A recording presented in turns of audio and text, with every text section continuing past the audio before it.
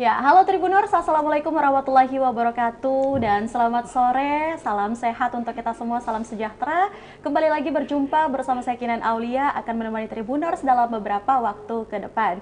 Dan tentu saja kita kembali menyapa Tribuners dalam program Bincang Komunitas. Dan pada kesempatan kali ini yang hadir langsung adalah organisasi ataupun juga komunitas yang sangat luar biasa sekali, karena di organisasi ini isinya adalah tokoh-tokoh yang luar biasa dan narasumber kita pun adalah tokoh-tokoh yang luar biasa. Langsung saja saya perkenalkan dua narasumber kita yang sudah hadir langsung di studio Tribun Timur. Yang pertama ada Bapak Profesor Dr. Haji Haris Munandar MPD yang juga merupakan Ketua ICMI Sulawesi Selatan. Beliau juga merupakan guru besar di Universitas Negeri Makassar dan bukan hanya itu, beliau juga pernah menjabat sebagai Rektor Universitas Negeri Makassar pada periode 2008 sampai 2016. Dan selain Prof. Aris juga ikut hadir juga menemani keseruan kita pada sore hari ini, yaitu ada Profesor Dr. Tahir Kasnawi SU yang juga merupakan Ketua Dewan Pakar ICMI Sulawesi Selatan. Dan pada hari ini Tribuners, kita akan membahas terkait ICMI Sulsel. Apa kabar ICMI Sulsel? Dan yang akan menjawab adalah dua narasumber kita pada sore hari ini. Langsung saya sapa, di samping saya sudah hadir Prof. Aris Munandar. Assalamualaikum warahmatullahi wabarakatuh, Prof. Waalaikumsalam, Mbak Kinan. Baik. Para Tribuners semua, selamat sore. Assalamualaikum warahmatullahi wabarakatuh. Oke, senang ya langsung disapa nih sama Prof. Aris. Baik, senang sekali Prof. Ini selamat datang pastinya di Studio Tribun Timur. Terima kasih sudah hadir ya. Bagaimana mungkin untuk kabarnya nih, Prof? Ya, kabar baik-baik saja. Sehat Prof, ya? walafiat yang penting dan selalu optimis Oke. untuk masa depan yang lebih baik. Oke. Obrolan kita diawali langsung dengan kata optimis nih Tribuners. Seoptimis apa mungkin nanti kita akan lebih lanjut lagi bahas. Terima kasih Prof. Aris. Di samping Prof. Aris juga sudah hadir ada Prof. Tahir. Assalamualaikum Prof. Selamat sore. Waalaikumsalam warahmatullahi wabarakatuh. Selamat sore. Gimana kabarnya Prof? Alhamdulillah sehat-sehat ya. Terima kasih banyak. Oke, secara wajahnya Prof. Tahir ya. Ya, alhamdulillah. Ya. Baik, terima kasih Prof. Dan selamat datang juga kami Sama-sama. ucapkan di Studio Tribun Timur. Studio Tribun Timur. Nah, baik Tribuners, untuk itu mungkin langsung saja pada kesempatan kali ini seperti yang saya sampaikan di awal, bahwa bagaimana dengan kabar ICMI Sulsel? Yang hadir adalah Ketua Umum dan juga Ketua Dewan Pakar. Mengawali obrolan kita, saya akan langsung menuju ke Ketua Umum ICMI Sulsel, Prof. Aris Munandar, yang juga kita ketahui sudah 4 tahun memimpin ICMI Sulsel. Dan dalam waktu dekat ini Tribuners, ICMI Sulsel juga akan mengadakan musyawarah wilayah yang akan melanjutkan kepemimpinan Prof. Aris Munandar. Langsung saja mungkin Prof, bagaimana mungkin selama 4 tahun perjalanan Anda memimpin ICMI Sulsel? Boleh cerita sedikit mungkin Prof? Ya, terima kasih. Pertama memang kita mengalami masa-masa sulit ya. Oke, baik. Penuh tantangan karena ketika kita ingin mempercepat proses-proses program kerja kita, tiba-tiba pandemi datang dan itu banyak sekali berkaitan dengan program unggulan kita. Oke. Seperti misalnya dulu kita mencanangkan untuk memfasilitasi sebanyak mungkin alumni S1 kita untuk melanjutkan pendidikan S2 di luar negeri. Nah, Karena itu baik. program itu bagian dari induk program kita menghasilkan profesional kelas dunia. Ya. Ya, karena ICMI ini bagaimanapun tidak bisa dihilangkan dari sosok Pak Habibie. Iya, dan Iya, Pak Habibie itu hebat karena dia terdidik di luar negeri, di Jerman. Betul. Lalu kemudian kembali ke Indonesia ikut membantu. Pak Habibie itu profesional kelas dunia, bahkan lebih dari profesional, dia sudah ilmuwan kelas dunia, punya 46 paten dan itu yang menginspirasi kita.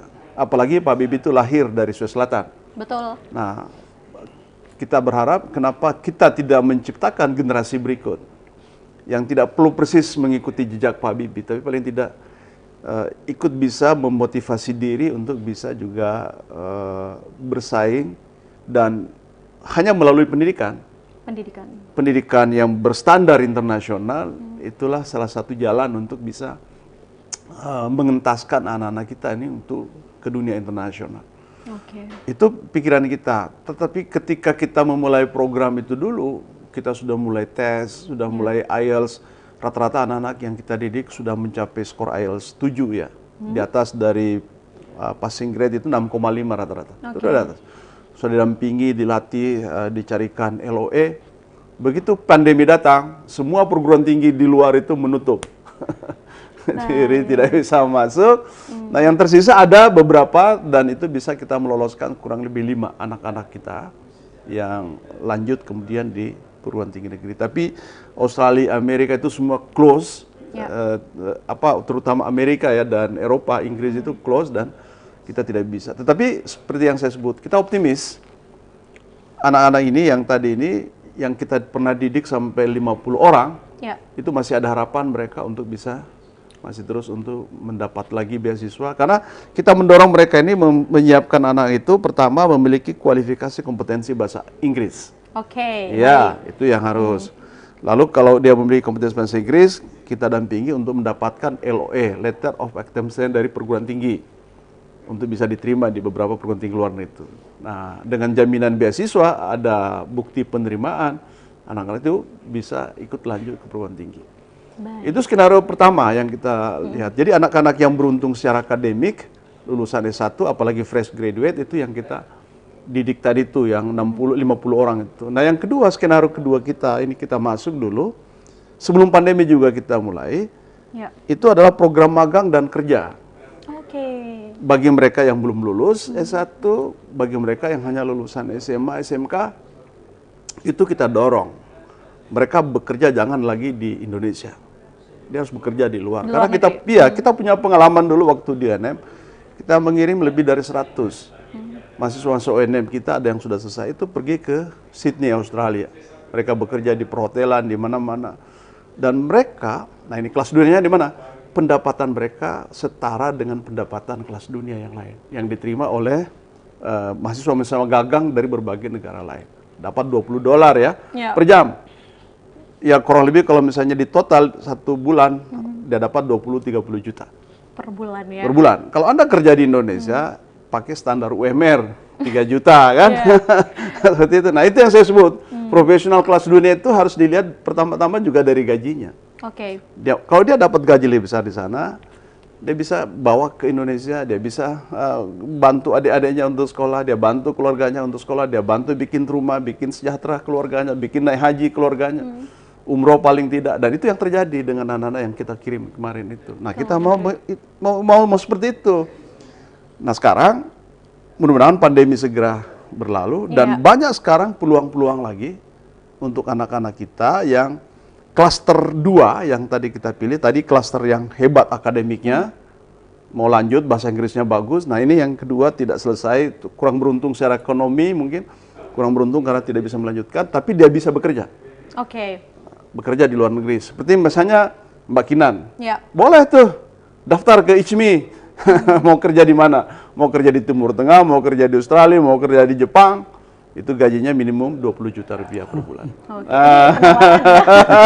Baik, luar biasa.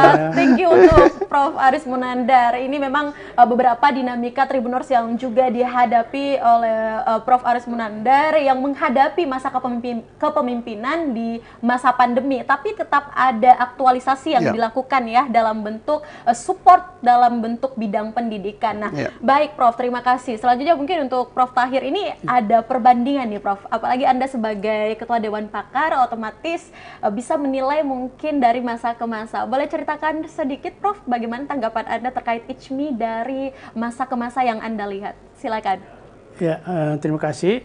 Jadi ICMI di Sulawesi Selatan khususnya itu sudah terbentuk sejak kurang lebih 30 tahun yang lalu ya, pada awal 90-an. 93 lah tepatnya, kan di Malang ya, secara nasional dibentuk tahun 90. Yang pertama-tama kan itu diketuai oleh Prof. Basri Hasanuddin. Sudah ada beberapa kali penggantian, dan terakhir Bapak Prof. Aris Munandar yang menjelang muswil nanti lagi. Saya kira apa yang dilakukan oleh ICMI ya tergambar dari apa yang dikemukakan tadi oleh Pak Ketua Prof. Aris, dari masa ke masa dan periode itu memang fokusnya itu kepada masalah pembinaan generasi muda khususnya dalam rangka membangun kualitas sumber daya manusia Indonesia. Dengan inti kegiatan memang ada pada kegiatan-kegiatan pendidikan. Walaupun mungkin bentuk-bentuknya, kegiatan-kegiatannya itu mungkin ada penekanan-penekanan berbeda dari masa ke masa, tetapi pada dasarnya benang merahnya itu adalah benang merah untuk pembangunan sumber daya manusia yang berintikan pada proses-proses pendidikan. Ya, makanya itu kita selalu mengadakan kegiatan-kegiatan mempersiapkan adik-adik dan generasi muda kita untuk itu.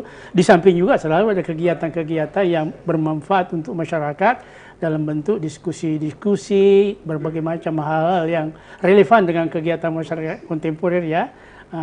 Memang seperti dikatakan oleh beliau tadi itu bahwa dalam beberapa tahun terakhir ini ya terkait dengan masalah COVID-19 itu ada sedikit penurunan intensitas di lapangan, tapi ya untunglah ada kegiatan-kegiatan juga yang selalu tersambung dengan metode daring itu, sehingga selalu kegiatan-kegiatan itu juga ada. Kita mempunyai diskusi-diskusi tematik secara berkala yang kita temakan dengan apa kata Al-Quran tentang ini ya, berbagai aspek kehidupan masyarakat. Itu kita lakukan untuk memberikan semacam pencerahan. Dan satu hal yang perlu kami tekankan juga bahwa kegiatan-kegiatan ISMI itu selalu berada pada kegiatan-kegiatan yang sifatnya tidak ada tendensi pemihakan kepada salah satu hal ekstrem kanan, ekstrem kiri, ekstrem atas, tidak ada ya.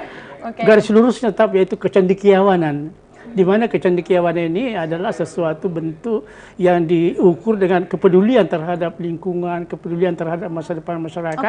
Oleh karena itu keanggotaan ISMI sebetulnya itu tidak sarjana sebetulnya ya. Siapapun juga yang punya semangat kepedulian ya, yang bisa dirangkum dalam kecerdasan intelektual, kecerdasan spiritual dan kecerdasan sosial, di situlah orang ISMI itu. Nah, sehingga ya terkumpul di sini tidak bukan organisasi sarjana sebetulnya ya, organisasi cendekiawan. Dan secara struktural ada majelis pimpinan wilayah provinsi yang beliau ketuanya ya. Ada di kabupaten kota namanya Orda, organisasi daerah lengkap. Sulawesi Selatan ini lengkap 24. Dan di Orda itu ada lagi satuan-satuan namanya Orsat. Jadi kabupaten itu ada Orsat, satuan-satuan, misalnya kelompok-kelompok, apakah di kantor ini atau di kampus ini, itu bisa dibentuk namanya Orsat. Tapi koordinasi kabupatennya itu dan kota adalah Orda. Nah, Orda ini nanti yang akan berkumpul bersama dengan Orsatnya di Parepare insya Allah minggu depan ini untuk melakukan miswil. Ya seperti itu. Mbak, kita punya ya, yang jelas bahwa tidak pernah ada terputus benang merah ini dalam misi ISMI untuk mencerdaskan masyarakat, meningkatkan kualitas sumber daya manusia Indonesia. Insya Allah. Oke. Terima kasih. Baik, terima kasih untuk Prof. Tahir. Artinya yang saya dapat tangkap juga di sini mungkin satu stigma yang bisa menjadi opini publik juga untuk teman-teman Tribuners dan pemirsa Tribun Timur, bahwa memang untuk organisasi ISMI ini sendiri bukan sekedar organisasi untuk sarjana. Kan kalau kita tarik sedikit nih Prof. Tahir dan juga Prof. Aris Munandar, banyak mungkin stigma-stigma di luar nih yang menganggap bahwa cendekiawan ini mungkin bahasanya terlalu tinggi untuk sekelas sarjana mungkin ya. Nanti kita akan ke sana lagi, tapi sebelum itu Tribuners saya kembali ke Prof. Aris Munandar menghubungkan dengan opininya Prof. Tahir nih ya, Prof. Aris. Bagaimana mungkin dalam 4 tahun kepemimpinan Prof. Aris sendiri untuk kontribusi dan keterlibatan langsung ISMI dalam hal ini, dalam hal sosial maupun juga masyarakat? Ya, saya kira beberapa program-program yang selama ini kita canangkan. Pertama, kita di hulu dulu. Beliau ketuanya Dewan Pakar, kita berdiskusi ya tentang kandungan Al-Quran dalam menjawab masalah-masalah keumatan. Kita pernah mendiskusikan apa kata Al-Quran tentang toleransi. Karena kita ini kan bangsa yang majemuk ya. Apa itu, dan semua kita mengetahui dari situ bahwa agama itu tidak pernah mengajarkan intoleran.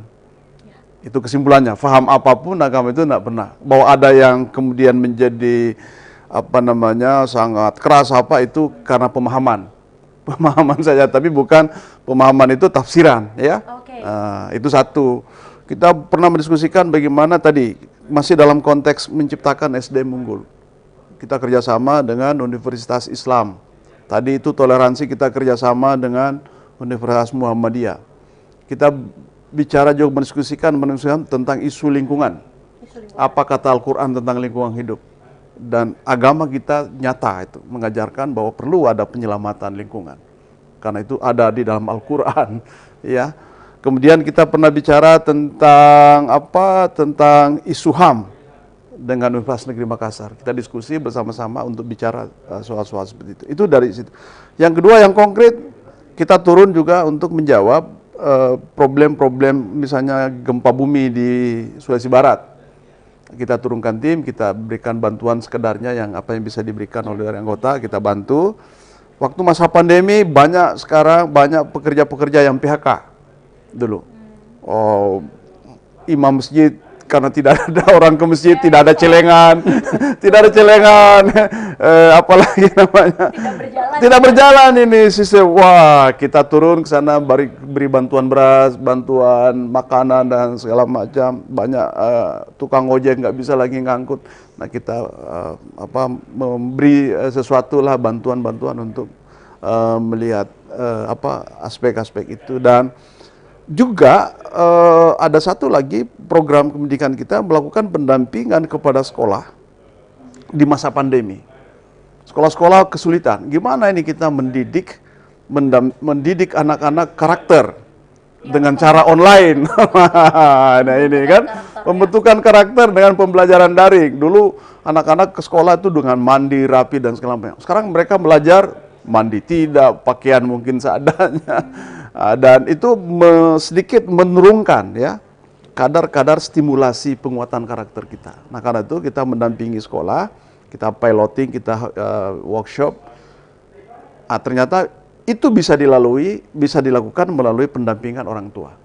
Jadi orang tua kita latih, kita beri pendampingan supaya mereka sehari itu jangan abai ya, jangan abai terhadap karakter-karakter itu, jangan permisif ya, karena ini pandemi ya sudahlah kita maafkan semua, nggak boleh.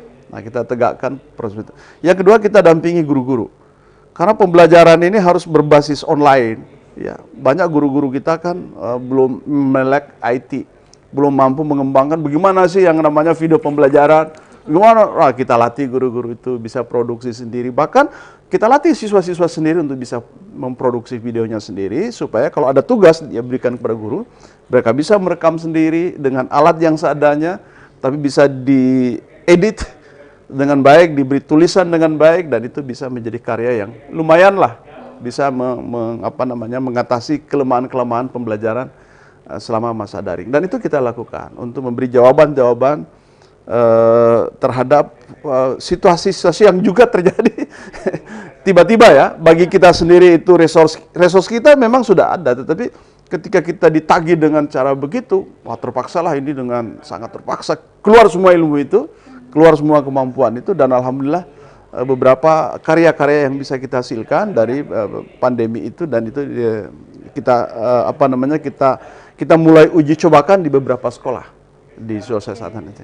Okay. Baik, Prof. Ini artinya memang cukup banyak dinamika yang hadir dan juga momentum yang memang memacu Prof. Aris beserta jajaran di periode Prof. Aris Munandar sendiri, terkhusus ICMI sendiri dalam menjawab tantangan-tantangan momentum tersebut, termasuk pandemi dan juga karakter building yang kita lihat di pendidikan di sekolah tertentu sendiri. Dan peran ICMI juga di sini sangat baik untuk terjun langsung juga di lapangan. Baik, Prof, terima kasih. Nah, menyambung mungkin untuk Prof Tahir sendiri, lantas Prof Tahir, apa yang Anda lihat dan mungkin rasakan ya dari teman-teman ICMI sendiri, tokoh-tokoh ICMI dalam hal ini untuk peran langsung dalam berkontribusi untuk negara dan bangsa sejauh ini mungkin, Prof Tahir? Iya, jadi saya ingin garis bawahi kembali bahwa keanggotaan ICMI itu tidak identik dengan kesarjanaan, ya. Iya, betul. Itu beda dengan ikatan alumni Unhas, ikatan alumni semua sarjana. Yang harus sarjana dulu. Harus sarjana dulu baru. Kalau ICMI itu intinya adalah kecendekiawanan itu, yang ukurannya bukan ijazah sarjana ya, tapi paling tidak ada bisa dijabarkan dalam 3: kecerdasan intelektualnya, memahami tentang apa yang harusnya dia pahami dalam kehidupan, ya, kecerdasan sosialnya, kecerdasan sosial, ya, bagaimana dia menempatkan diri dan beradaptasi dan berintegrasi dengan lingkungannya dan mempunyai kepedulian terhadap lingkungannya. Nah, itu dia. Dan yang ketiga, kecerdasan spiritual. Itu semua dia laksanakan, selalu disandarkan kepada nilai-nilai keislaman yang menjadi memang landasan daripada kegiatan ICMI. Nah, inilah yang selalu menjadi landasan kegiatan ICMI dalam berbagai bidang apapun juga. Dan memang ya seperti digambarkan tadi, ada pasang surut, ada suka lusa, ada ini up and down istilahnya kan. Dan kegiatan ini tergantung kepada kondisi-kondisi yang di sekitar kita mana berada. Tapi pada dasarnya tidak ada pernah stop kegiatan itu, hanya ada sedikit mungkin hal-hal yang sesuai dengan sumber-sumber daya yang kita miliki. Nah, inilah kalau kita bandingkan dengan dulu dan sekarang, ya mungkin ya bahwa sekarang ini kita sudah sangat dibantu juga oleh perkembangan pengetahuan dan teknologi, ya, sehingga kegiatan-kegiatan ICMI belakangan ini ya itu sangat teknologi based juga. Nah, kita misalnya pusat sekarang setiap minggu itu ada diskusi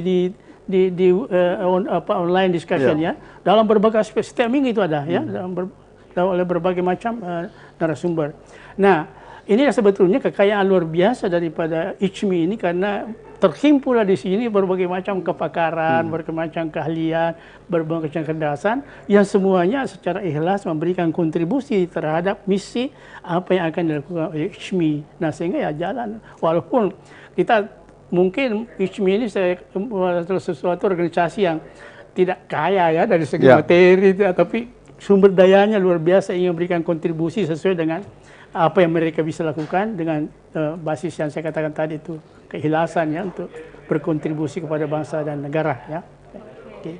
Dan mungkin basis keikhlasan ini ya Prof yang terus diperkuat untuk pondasinya, untuk itu terus membangun generasi-generasi kecerdasan spiritual itu yang menjadi pendorong sehingga apa yang dilakukan itu selalu dikaitkan dengan dua dimensi itu, dimensi dunia dan dimensi ukhrawi, dan itulah yang menjadi kerangka kegiatan daripada ICMI ini. Oke. Berlandaskan beberapa penguatan yang juga dibuat dari ICMI ini sendiri, lalu turun sampai dan terjun ke lapangan untuk beberapa bidang yang kita lihat juga, ya, keterlibatannya. Ya, bukan saja sebetulnya turun ke masyarakat, juga kepada pemerintah itu kita memberikan masukan-masukan, gagasan-gagasan yang terdokumentasi dengan bagus dalam berbagai bidang. Itu banyak sekali paper-paper itu yang dimunculkan dari ICMI, orang-orang ICMI, untuk menjadi dasar. Dan itu sebanyak dijadikan dasar kebijakan oleh pemerintah sebetulnya. Yang berkaitan dengan UMKM, yang berkaitan dengan pendidikan, yang berkaitan dengan kehidupan beragama, itu banyak itu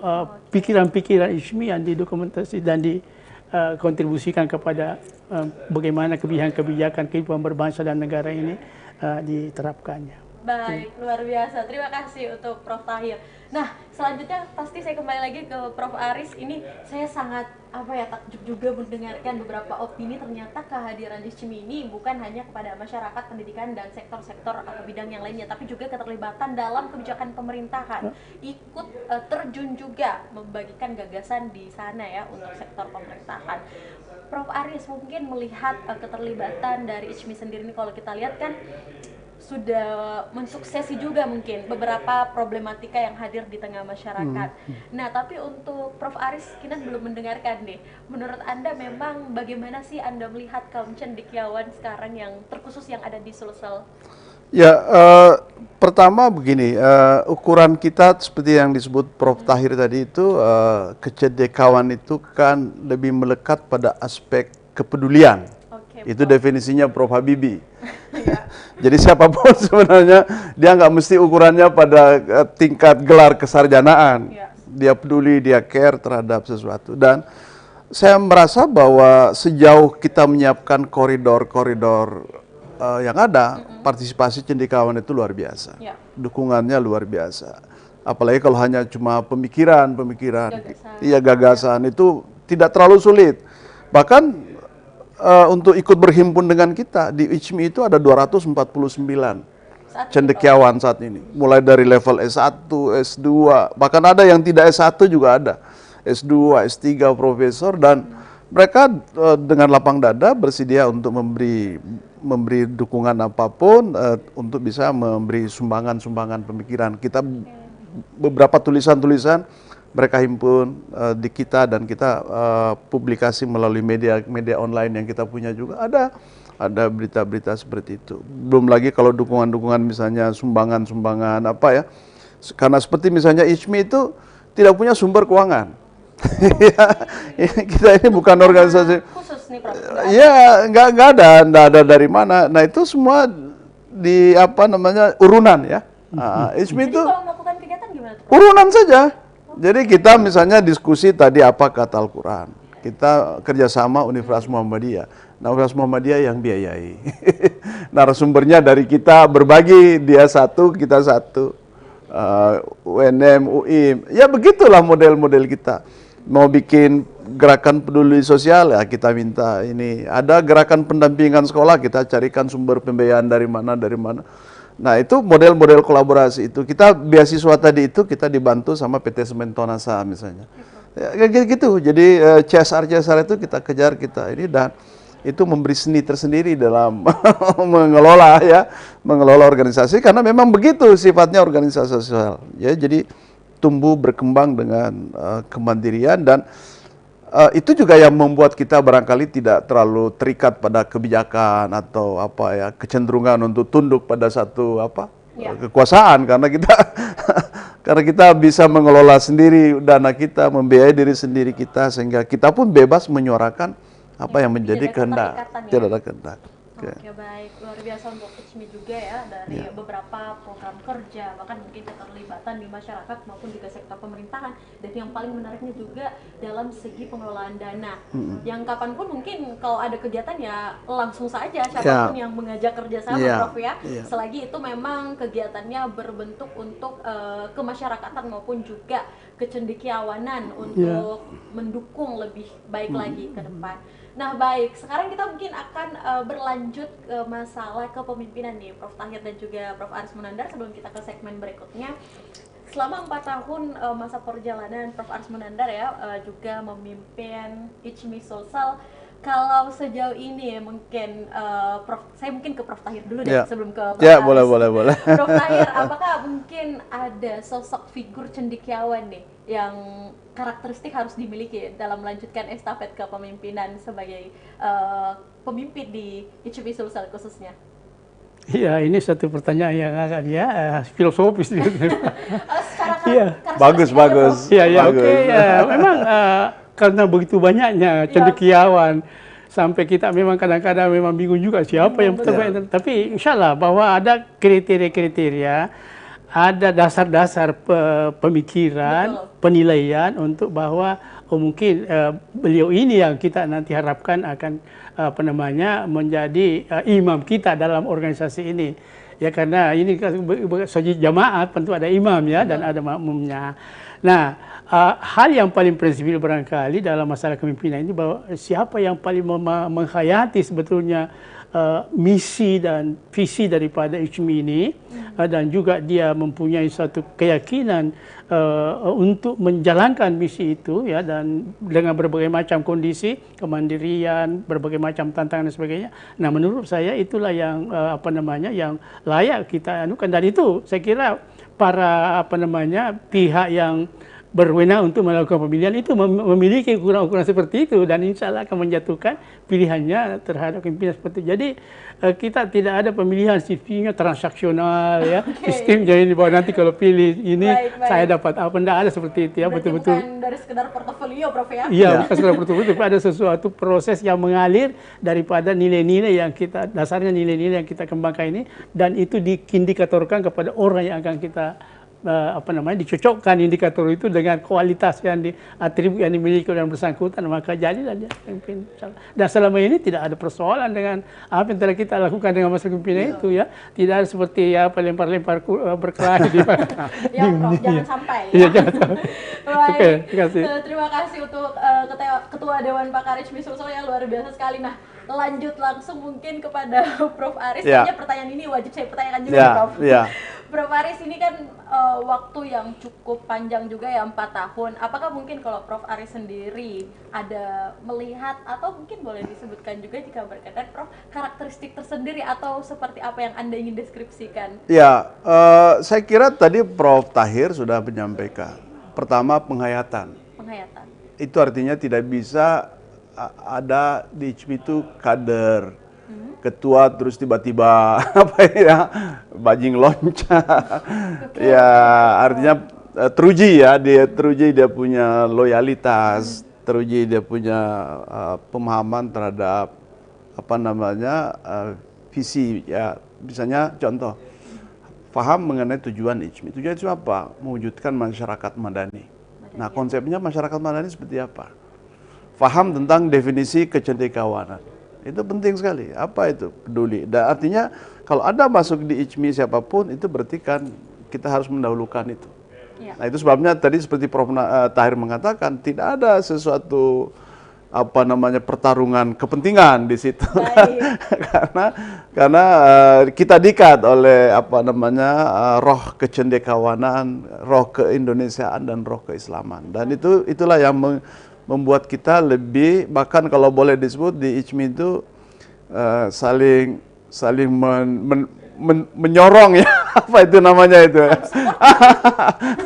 Ya itulah ya, itu saja. Jadi tidak ada figur tunggal. Jadi lebih saya merasa itu karena itu di HIPMI diperlukan memang terus ini dijaga kolegial leadership. Ya itu karena begini, jadi figur ketua itu lebih sebagai koordinator, tapi semua orang bisa bertindak atas inisiatif sendiri, atas kerjasama, atas wewenang yang diberikan, dan tidak ada kesan bahwa ada penonjolan yang terjadi di situ. Nah, yang ketiga tentu memang harus memiliki kesiapan waktu. Ini penting juga. Waktu untuk bisa apa namanya menyiapkan kesempatan untuk bisa membangun koordinasi, membangun itu. Dan yang keempat, visioner. Nah, ini visi untuk mengembangkan HIPMI itu saya kira harus tetap ada. Ya, harus ada karena selalu pertanyaan kita ini kan mau kemana HIPMI, itu pertanyaan penting. Betul. Apakah hanya menjadi perkumpulan saja yang begitu 4 tahun selesai tanpa meninggalkan jejak-jejak masa depan yang perlu untuk diteruskan. Dan ini menjadi penting. Kita mencontoh misalnya organisasi seperti Muhammadiyah. Dia punya peletakan dakwah yang jelas. Betul. Punya lembaga pendidikan, punya universitas, punya rumah sakit, ya punya. Nah, itu semua menjadi sesuatu ini. Tapi kita juga tidak seperti benar-benar seperti itu karena kita ini bukan organisasi kader. Ya. Beda Muhammadiyah. Muhammadiyah itu kader. Kader ya. Kader, dan kader itu dia bertumbuh dari bawah. Nah, kita ini semacam apa ya? Ya barangnya sudah jadi. Sudah ada yang sarjana, sudah dokter, profesor, baru berhimpun di situ. Tetapi bagaimanapun tetap harus ada stimulasi kita, harus ada semangat. Nah, karena itu seperti kita sekarang untuk musyawil kita. Itu kita gagas, kita angkat lagi tema itu, transformasi SDM unggul. Karena itu menjadi aspirasi ke depan. Nah, karena itu siapapun nanti yang memimpin HIPMI ke depan, dia harus bisa menerjemahkan transformasi itu dalam tindakan-tindakan, dalam program-program. Supaya kerangka-kerangka pengembangan SDM unggul itu betul-betul bisa kita wujudkan. Sepanjang itu masih dalam kewenangan kita. Karena selebihnya itu kan itu bicara soal uang, bicara soal dana, tentu pemerintah lebih punya itu kan. Tapi kita juga ingin mendampingi pemerintah, membantu untuk menyiapkan ini loh Pak, program-program ini, dan syukur-syukur pemerintah bisa memberi dukungan, bantuan. Yang dulu kita sudah cukup lumayan, Pak Wakil Presiden sendiri, Pak Yusuf Kalla itu, ini keren ini kalau ada S1 kita bisa dibawa keluar. Nah, di luar negeri sekolah. Tapi sarannya Pak Yusuf Kalla itu supaya proporsi yang sainsnya lebih banyak dari sosialnya. Dia ya jadi peneliti riset pengembang teknologi apa kan. Nah, itu yang beliau seperti Pak Habibie kan. Dia di bidang aeronautika penerbangan. Nah, itu keren-keren itu, dan itu saya kira wajar sekali. Nah, yang pemerintah sendiri belum sampai kepikiran itu, nah kita sudah pikirkan. Dan karena itu ini terus akan perlu kita pelihara. Apalagi misalnya yang lain-lain. Kita diskusi kemarin, bagaimana menyiapkan generasi yang berakhlak, yang bertanggung jawab, yang berdisiplin. Karena itu juga masalah Masalah sekarang dalam apa namanya, dalam seleksi pegawai-pegawai kita itu semua kedodorannya di situ. Nah itu bisa nggak disiplin itu dijaga, apa namanya, daya tangguh ya, itu semua bisa nggak, itu bisa nah sehingga hal-hal seperti itu. Nah siapa yang mampu menerjemahkan itu dalam program-program ke depan, wah kita sangat welcome sekali. Ayo kita sama-sama kita dorong, kita ya kalau dia jadi imam kita jadi makmum. Itu. Oke, ada imam, ada makmum ya. Dan yang saya juga garis bawah di sini adalah kolektif kolegial dalam bentuk kepemimpinan yang ada juga di ICMI. Dan siapapun juga yang akan menjadi figur nantinya ini pasti akan kita nantikan juga di musyawarah wilayah ICMI yang dalam waktu dekat ini juga akan dilaksanakan. Untuk itu Prof. Tahir dan juga Prof. Aris Munandar, kita akan lanjutkan di segmen kedua. Lantas Tribuners dan pemirsa dimanapun berada, bagaimana mungkin untuk strategi yang dipertahankan untuk mengembangkan kemajuan ICMI dalam rangka pemberdayaan masyarakat maupun juga negara dan bangsa. Seperti apa jawaban dari kedua narasumber kita? Jangan kemana-mana, kita akan kembali seusai jeda berikut.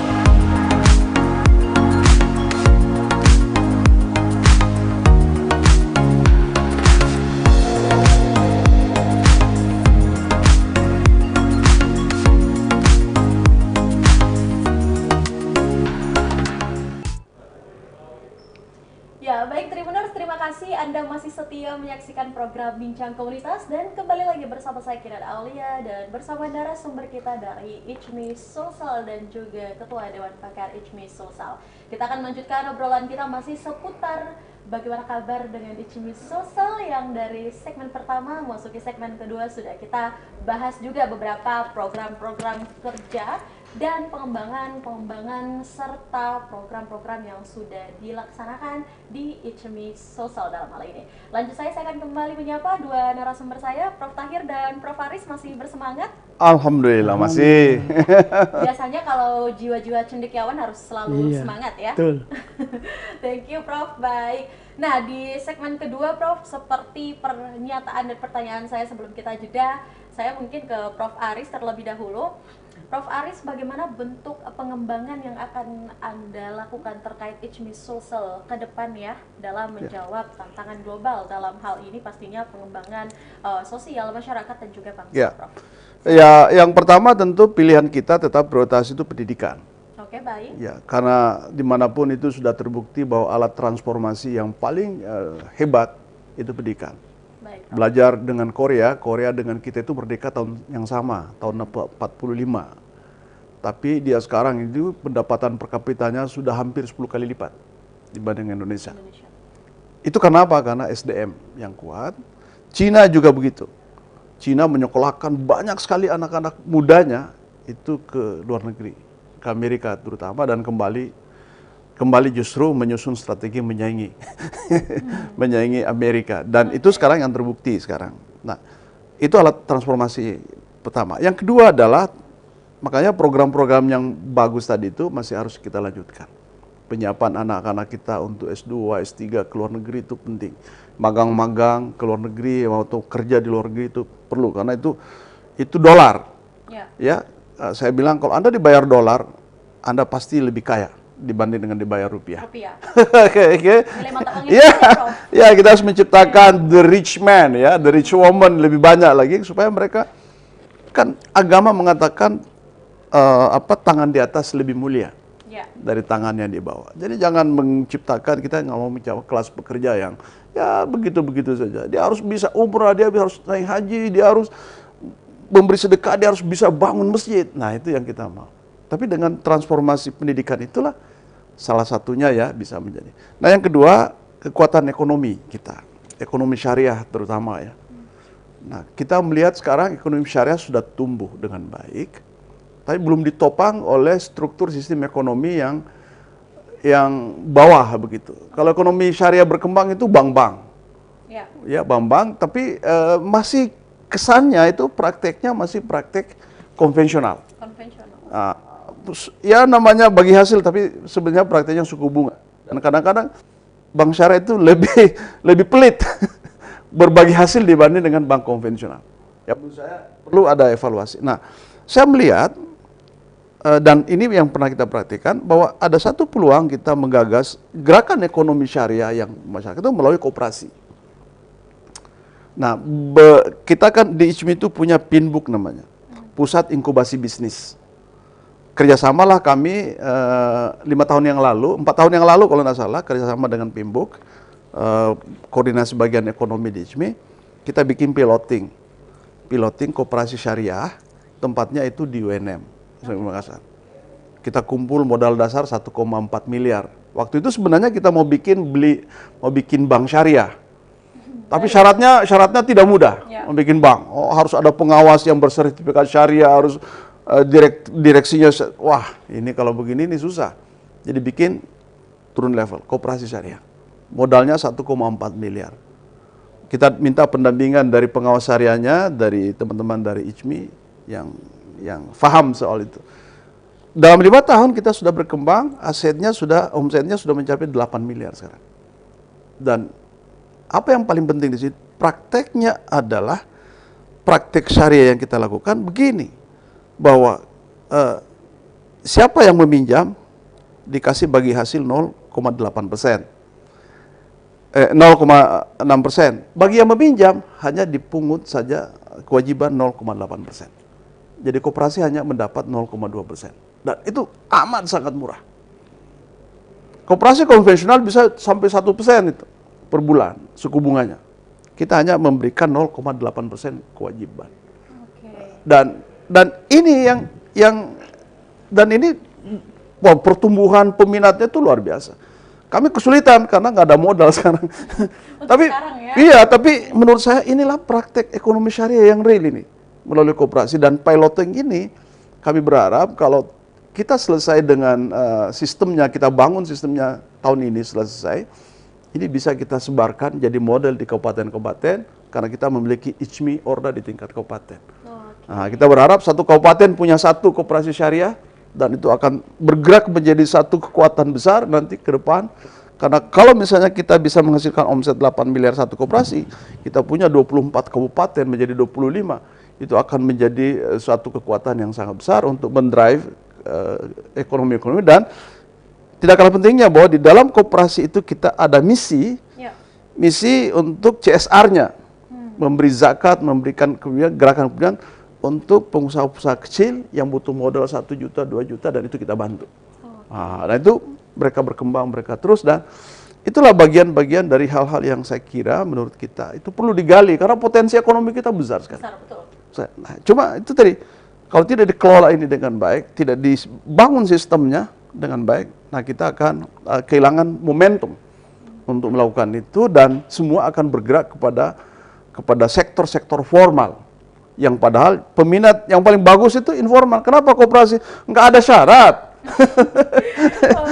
Ya syaratnya kepercayaan. Kepercayaan. Anda kalau ke bank ada sertifikat, ada apa. Modal kepercayaan. Modal kepercayaan. Dan kita yakin kalau Anda masuk sebagai anggota ICMI pastilah bisa dipercaya. Nanti investor juga nih ya. Iya. Baik. Luar biasa sekali untuk Prof. Aris, dan tentu saja yang sangat saya highlight di sini Tribuners dan pemirsa Tribun Timur terkait perputaran ataupun juga pemberdayaan ekonomi jika program tersebut juga dapat jalan ke depannya. Terima kasih Prof. Aris. Selanjutnya Prof. Tahir, mohon kesediaannya juga pastinya untuk menambahkan bagaimana mungkin untuk gagasan atau tanggapan Anda terkait strategi apa yang bisa dibangun atau dibuat oleh ICMI sendiri ya dalam rangka pengembangan ICMI Sulsel ke depan. Iya, terima kasih. Jadi kita tahu bahwa ICMI Sulsel sudah berusia lebih 30 tahun ya, sudah menjalani masa 3 dasawarsa dengan pengalaman-pengalaman yang begitu jauh. Dan insya Allah ke depan akan tetap menunjukkan aktivitasnya. Hanya memang nanti ya perlu ada kreativitas, perlu ada inovasi-inovasi yang mengiringi ini dinamika masyarakat. Ya, sekarang kita sudah tahu sekarang kita sudah masuk dalam era industri 4.0. Sudah 5 lagi, Prof. Ya, Pak, society 5.0 dan itu harus semua menjadi dasar untuk bisa ICMI ini selalu mampu beradaptasi, kapasitasnya ditingkatkan, inovasinya dikembangkan untuk selalu bisa menjawab tuntutan-tuntutan kebutuhan daripada masyarakat itu, bagaimana dia tetap menjalankan misinya ya. Nah, seperti kita katakan bahwa kita sekarang kan hidup di dalam dua dunia ya, ada dunia nyata, dunia maya. Nah, ini ICMI harus mampu juga beraktivitas dalam dua dunia ini dengan bantuan-bantuan teknologi yang sekarang begitu banyak berkembang, dan kira-kira di ICMI ini semua kemampuan teknologi, semua pengetahuan teknologi dimiliki oleh orang ICMI ini ya. Sehingga kita optimis akan menjadi instrumen yang sangat kuat untuk mengembangkan aktivitas ICMI ke depan yang sesuai tadi tengah dinamika masyarakat, sesuai dengan perkembangan teknologi, sesuai dengan dua dunia kita jalani sekarang ini. Jadi katakanlah medsos, kita akan banyak mendapatkan pengaruh dari situ juga, dan kemampuan-kemampuan tadi itu kreativitas, inovasi, semua akan menjadi faktor yang akan memperkuat ICMI ke depan. Yang penting memang organisasi ini harus juga selalu dijalankan secara sehat ya, secara normal begitu, dengan karakter yang tidak bisa kita rubah ialah objektivitas dan netralitas. Itu harus kita pelihara itu ya. Jangan sampai ada kepentingan-kepentingan yang tidak sesuai dengan misi dan visi ICMI itu masuk. Itu yang perlu kita sehingga organisasi ini harus selalu dibina dan dikelola secara sehat ya. Baik, Prof. Kepentingan yang pastinya juga tidak sesuai regulasi visi misi yang dibangun dari 30 tahun yang makanya lalu kita selalu sampai saat ini. Taat pada anggaran dasar dan rumah tangga ya, bahwa ini konstitusi kita Indonesia harus konsisten berpegang kepada itu ya. Oke, baik. Terima kasih untuk Ketua Dewan Pakar yang luar biasa sekali ya. Dan yang saya juga highlight kembali dari kedua narasumber kita ini yang akhirnya dimunculkan juga sebagai tema Musyawirah ICMI Sulsel yang dalam waktu dekat ini juga akan dilaksanakan adalah terkait transformasi juga. Mengangkat tema tersebut Prof. Aris ya, dan Prof. Tahir. Semoga juga dengan tema transformasi ini untuk sumber daya ke depan ICMI mampu lebih maju dan membangkitkan dari segala sektor pastinya. Ekonomi, pendidikan, kesehatan, dan apapun. Turut bekerja sama dan turut ikut andil ICMI Sulsel dalam hal itu. Baik, Tribuners, kita mungkin langsung berikan tepuk tangan yang luar biasa buat dua narasumber kita. Luar biasa sekali. Tapi kayaknya Tribuners kurang afdal kalau dalam momentum bincang komunitas pada sore hari ini kita tidak mengetahui juga lebih dekat dengan dua Prof yang hadir sebagai narasumber ini. Seperti apa mungkin jejak perjalanan mereka di ICMI maupun juga semasa muda mereka. Nah, ini kayaknya momentum yang sangat spesial nih Prof, pernah diungkapkan di media manapun ya. Saya mungkin mulai dulu dari Ketua Dewan Pakar sebelum ke Pak Ketua. Baik, Prof. Tahir, bagaimana mungkin masa muda atau perjalanan karir seorang Prof. Tahir nih yang mungkin belum pernah diungkapkan di media-media yang lain? Silakan Prof. Ya, tidak ada yang istimewa sebetulnya ya. Sama aja secara umum dengan ya teman-teman bahwa kita pendidikan lah yang menjadi faktor yang paling membentuk proses-proses perjalanan kita ini ya. Pendidikan yang saya itu dari SD, SMP dan kemudian perguruan tinggi, lalu kemudian sampai S3 ya di Australia. Itulah yang menjadi instrumen yang sangat penting dalam beraktivitas, menunjukkan aktivitas di tengah-tengah masyarakat, Dan alhamdulillah apa yang sebetulnya terus terang ya, waktu saya masih muda, apa yang saya peroleh kayaknya kejujuran Prof ya. Kayaknya lebih banyak daripada yang saya cita-citakan dulu. Jadi ini saya syukur, makanya saya sudah malu-malu juga minta kepada Tuhan lagi nih sebetulnya. Ya, jadi alhamdulillah pernah jadi dekan fakultas ya. Terakhir di Unhas itu saya sudah purna bakti sebetulnya, karena itu saya ketua senat akademik ya. Ketua senat yang sebagai satu organ universitas tertinggi juga di situ. Dan ya setelah itu banyak aktivitas kemasyarakatan ya. Dan ya alhamdulillah masih diberikan kesehatan dan usia oleh Tuhan Yang Maha Esa, dan bisa tetap memberikan apa yang bisa diberikan ke tengah-tengah masyarakat. Saya seperti itu saja kayaknya. Prof ya, yang luar biasa sekali. Iya. Terima kasih Prof Tahir. Sama-sama. Luar biasa perjalanan, katanya tidak ada yang istimewa, tapi bagi kita pendengar ini sangat istimewa ya. Belum tentu juga mungkin kita bisa seperti Prof Tahir, tapi ini menjadi inspirasi. Semoga ada Prof Tahir berikutnya mungkin yang juga bisa mengikuti jejak Prof Tahir dalam hal ini. Nah, selanjutnya kita ke Pak Ketua nih, Prof Aris Munandar, yang mungkin sudah tidak asing lagi namanya, tapi belum pernah diungkapkan juga bagaimana masa muda dari Prof Aris Munandar yang kalau saya tahu beberapa memang pernah menjadi ketua senat juga, bahkan juga kalau di zaman-zaman mahasiswi mungkin pernah turun demo juga nih Prof Aris. Alhamdulillah. Pernah ya? Pernah juga silakan diceritakan mungkin Prof Aris bagaimana? Saya kira banyak hal-hal yang menarik, dan saya beruntung, bersyukur ya kita baru menyadari itu sekarang bahwa kami diberi kesempatan-kesempatan itu. Ya, yang pertama di sekolah menengah dulu kita pernah jadi ketua OSIS. Ya, aktif di organisasi pelajar Islam Indonesia, Pramuka masuk. Remaja masjid, tukang pungut sumbangan masjid, tukang tagih apa namanya kalau sekarang kolektor, ya itu semua saya kira saya bersyukur itu, karena itulah semua juga membentuk kita.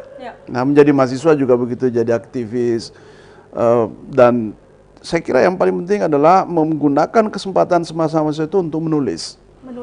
Itu yang saya kira sedikit berbeda ya, yang dilakukan dengan sebagian anak-anak kita sekarang. Nulis, waktu itu Tribun belum ada, tapi Fajar ada, Pedoman Rakyat ada. Itu nulis rajin. Dan disitulah kita mengekspresikan ya kemampuan menulis. Koran-koran kampus juga, buletin dulu masih pakai mesin ketik. Kita sampai begadang itu bikin mesin ketik. Nah, yang kadang-kadang saya bilang, kalau sekarang ini semua serba komputer tapi tidak ada buletin yang bisa terbit. Nah, dulu dengan semangat keterbatasan ya, pakai mesin stensil yang diputar itu, kita bisa menghasilkan tulisan-tulisan ya, dan itu menurut saya itu luar biasa ya pada zaman itu. Nah, sekarang harusnya kita lebih mudah. Nah, jadi dosen ya S1 ya, terus S1 kita dianggap karena kita aktivis ya, mungkin karena aktivis menjadi nilai tersendiri ketika diangkat menjadi dosen. Ada nilai plus. Ada nilai plus karena kita aktivis. Kemudian ya tentu karena kita tidak berhenti di situ, lanjut S2. Waktu itu ketika orang-orang banyak kerja dulu, ya saya sudah kerja jadi dosen 87, tapi terus ada kesempatan. Karena Anda masih bujangan katanya bisa dipersilakan pergi sekolah. Selesai S2 kembali, kamu masih bujangan, ke S3 lagi. Kesempatan. Jadi istilahnya itu saya diberi kesempatan menyelesaikan studi lebih awal, dan itulah berkah-berkah itu. Walaupun dalam satu sisi saya terlambat juga nih, terlambat menikah. Karena itu, tapi dapat plusnya di sekolah. Karena itu juga bisa dapat profesor lebih cepat. Ya, waktu itu profesor saya di umur 44 tahun, Prof. 44 tahun profesor, 46 tahun jadi rektor. Nah, itu karena tadi itu ada kaitannya semua tuh. Nggak bisa mungkin saya jadi rektor kalau tidak profesor. Ya, artinya kan ukuran kualitas ya, itu juga dilihat. Tentu beda ya, beda. Walaupun itu tidak selalu mencerminkan. Tapi pada zaman di mana kampus waktu itu didominasi para profesor, senator dinominasi profesor, tentu juga pikiran profesor juga cenderung juga akan menilai begitu. Nah, kita dapat poinnya di situ, dan saya kira itulah yang itu jadi kuncinya bagi saya itu tadi, soft skill harus dibangun dari awal. Anak-anak kita itu harus, karena tidak dilatih itu di kuliah. Betul. Ya, tanggung jawab, leadership itu tidak dilatih. Ya. Nah, kita dapatnya itu dari luar, dari mengedarkan celengan masjid, dari minta-minta sumbangan. Itu semua yang sebenarnya harusnya yang membantu kita. Jadi ilmu, tanggung jawab, dan itu semua saya kira itulah yang banyak memberi kita bekal. Nah, karena itu juga memang saya selalu merasa bahwa organisasi kemahasiswaan itu tak penting untuk memupuk kemampuan itu di samping apa yang kita peroleh. Saya khawatir sekarang kan eranya era instan ya. Betul, Prof. Dapat ilmu itu semua dari laptop. Kita duduk saja sepanjang hari di laptop, tapi tidak pernah berinteraksi, tidak pernah bersosialisasi. Dan yang paling penting, kita tidak pernah mengasah leadership kita. Kemampuan kita memimpin, kemampuan berkoordinasi, bertanggung jawab.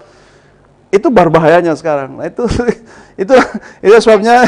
Nah, ini dia. Jadi kita harus keluar ini. Kita keluar dari, ya oke lah, dalam masa pandemi ini kita harus menerima itu. Tapi segera pandemi berlalu, kita harus kembali ke dalam kehidupan yang normal, yang wajar, yang bisa semua itu, semua kemampuan itu bisa dikeluarkan. Karena inti pendidikan itu sebenarnya adalah mengoptimalkan kapasitas perkembangan itu, dan itulah tugas lingkungan pembelajaran, baik di dalam kampus maupun di lingkungan, untuk memberikan kesempatan itu. Oke, luar biasa. Terima kasih Prof. Aris. Ini artinya kedua narasumber kita sebagai guru besar juga di masing-masing universitas juga yang sekarang diberikan amanah, ternyata tidak semudah apa yang kita lihat ya. Mereka juga dari Prof. Aris sendiri kita belajar pernah sebagai pejalan celengan mungkin, Prof ya, atau mungkin bahasa kerennya apalah ya, pada zamannya Prof. Aris Munandar, begitupun juga mungkin di zaman Prof. Tahir yang juga merasakan masa-masa sebagai mahasiswi. Ada usaha dan kerja keras dari dua narasumber yang juga dilakukan. Kalau gitu kita sekali lagi berikan aplaus yang meriah buat kedua narasumber kita. Nah, sebelum kita berada pada closing statement Prof. Tahir dan juga Prof. Aris Munandar, Kinan mau tanya satu hal yang juga cukup berkaitan dengan pengembangan atau kemampuan untuk memajukan bersama ICMI Sulsel. Apa yang menjadi target Prof. Aris dalam kesempatan ini juga sebagai Ketua ICMI Sulsel yang Anda harapkan untuk ICMI Sulsel? Apa yang menjadi target Anda nih, Prof? Ya, saya kira yang paling penting adalah bahwa organisasi kita ini, ICMI-nya, secara kelembagaan dia bisa survive. Oke, baik, Prof. Berkembang, dan kita punya dasar yang sudah sangat bagus. Hampir seluruh kabupaten kota sudah kita bentuk, pengurus baru kita sudah lantik, dan ini terus akan prosesnya ke bawah lagi, membentuk lagi organisasi satuan-satuan dari sisi kelembagaan. Ya, yang kedua tentu kemajuan teknologi ini membuat koordinasi kita harusnya menjadi lebih mudah. Dulu kalau kita mau rapat ya sekali seminggu paling. Nah, sekarang hampir tiap malam rapat terus. Rapat dan reuni kayaknya beda ya itu. Okay. Karena sangat mudah sekali. Zoom-nya gratis, di mana-mana sudah wifi. Nah, itu sisa itu diarahkan kemana arah itu, sehingga itu juga menjadi bagian dari alat ya. Itu kan tools saja, tools organisasi untuk bisa kita gunakan dengan baik. Tetapi yang paling tidak, yang ketiga itu adalah menemukan kira-kira jantung-jantung, titik-titik picu yang membuat organisasi kita ini menjadi lebih ini. Nah, itu sebabnya maka ke depan kita berharap ICMI ini kan semacam organisasi besar ya, tapi eksekusinya harus ada lembaga-lembaga yang melakukan itu. Saya sudah bermimpi dan bicara dengan beberapa teman. Kita mengeksekusi program-program tadi itu tidak lagi dalam framing kepengurusan, tapi ada institusi yang bekerja sehari-hari.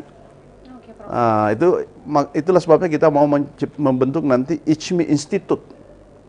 ICMI Institute yang mengurusi berbagai inovasi-inovasi di bidang pendidikan kita, di bidang ketenaga kerjaan.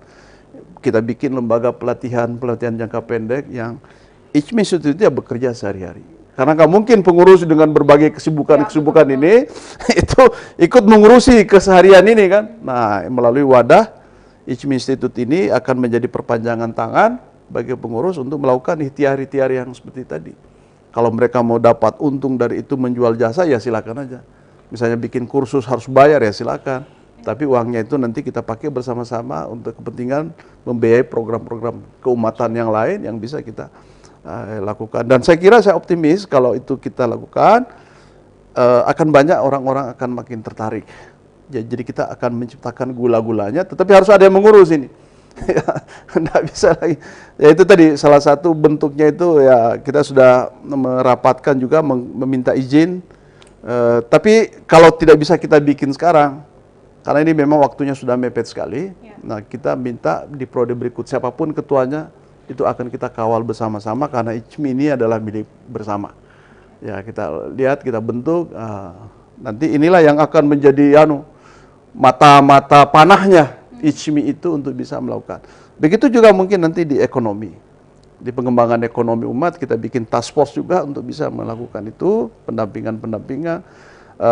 Bisa juga kita pakai misalnya pusat inkubasi bisnis yang dimiliki oleh ICMI, organisasi independen, itu bisa digunakan juga seperti itu. Nah, untuk sosial, kita sudah pernah diskusi dengan Prof. Tahir juga. Ini perlu ada ini lembaga, lembaga yang definitif yang mengurusi kebencanaan, ya supaya jangan tiba-tiba begitu. Ya seperti kalau ada mitigasi, ada gegana, pokoknya ya kalau di kampus lah, kayak punya kampus itu punya organisasi yang bimbingan kebencanaan. Karena bencana ini sekarang menjadi sesuatu yang seperti Nah, tapi ini harus ada institusi yang mengurusi ini sehari-hari. Ya kita bisa koordinasinya di pengurus, tapi harus ada yang melatih, berkoordinasi dengan terkait gerak cepat, tindak cepat untuk bisa mengatasi persoalan-persoalan seperti itu. Itu saya kira ide-ide yang bagus. Jadi intinya adalah kita membentuk pasukan-pasukan, tanda petik, yang bisa bekerja lintas sektor, bekerja bebas, dan dia bisa bekerja sama juga dengan berbagai unit. Dan kalau dia menjual jasa untuk itu, ya silakan aja. Karena kita juga ingin mencari satu pola-pola, misalnya yang kalau bisa menguntungkan, kenapa harus merugi, kan? Gitu ya. Nah, misalnya ekonomi syariah kita sudah bentuk koperasinya. Nah, kita bentuk nanti toko syariahnya. Nah, itu turunannya ke bawah itu toko syariahnya itu kita juga bentuk. Ya, modelnya seperti apa itu akan kita kembangkan, tetapi intinya adalah kalau bisa untung sedikit, kenapa harus untung banyak? Untuk umat, ya. Baik, terima kasih untuk Prof. Aris Munandar, luar biasa sekali. Artinya ada beberapa rancangan program juga yang akan diinisiasi, yang nantinya akan dikawal sampai kepemimpinan berikutnya untuk ICMI secara bersama. Dalam hal ini juga pemberdayaan banyak sekali ya, kalau kita lihat nih rancangan-rancangan program yang juga sudah dipersiapkan, namun karena jangka waktu juga yang sudah hampir musyil ini, tapi akan terus dikawal. Tapi yang paling kita nantikan nih Prof adalah ICMI Institute. Oke. Boleh. Undang lagi nih Prof Aris untuk kita bahas itu. Baik, selanjutnya mungkin Prof Tahir sebagai closing statement juga dalam program kita ini, apa yang menjadi harapan atau target Anda seperti Prof Aris tadi yang disampaikan, terkhusus buat Anda sebagai Ketua Dewan Pakar dalam ICMI Sulsel.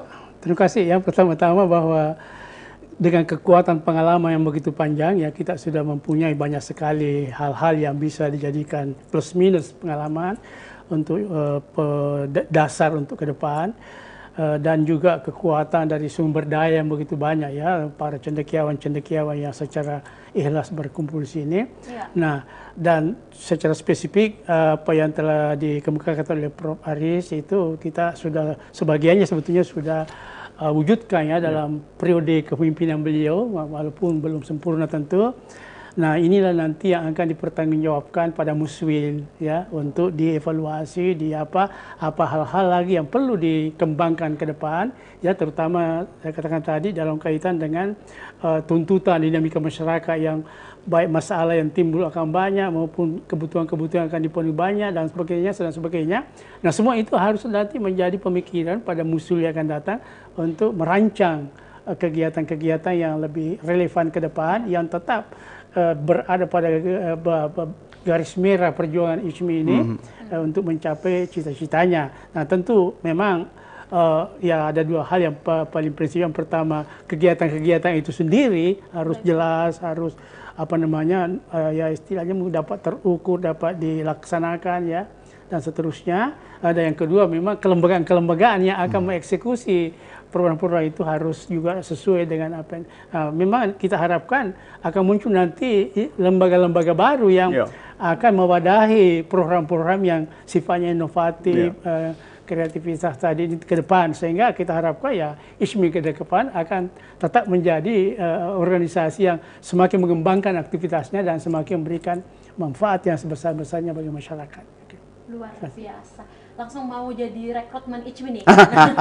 Kita berikan tepuk tangan yang luar biasa untuk closing statement dari dua narasumber kita, untuk teman-teman yang sudah nonton di YouTube, Facebook, dan seluruh teman-teman kru juga yang pada hari ini menyaksikan program Bincang Komunitas. Untuk itu kami ucapkan terima kasih buat Prof. Tahir, Prof. Aris Munandar sudah meluangkan waktu untuk berbagi dan mengedukasi seputar ICMI, dan juga mungkin ajakan langsung buat para teman-teman di luar sana yang mungkin mencari wadah, yang ingin belajar sama-sama, yang ingin meningkatkan spiritual atau apapun itu. ICMI terbuka secara selebar-lebarnya seperti yang disampaikan oleh Ketua ICMI Sulsel, bahwa mari bergabung, mari belajar bersama, dan mari memberikan kontribusi untuk bangsa dan juga negara. Dan saya Kinan Aulia mewakili keluarga besar Tribun Timur juga mengucapkan selamat dan sukses untuk Musyawil ICMI Sulsel yang juga akan dilaksanakan. Semoga dapat menghasilkan hasil musyawarah mufakat yang pastinya juga akan bermanfaat untuk banyak orang, siapapun nanti ke depannya yang terpilih.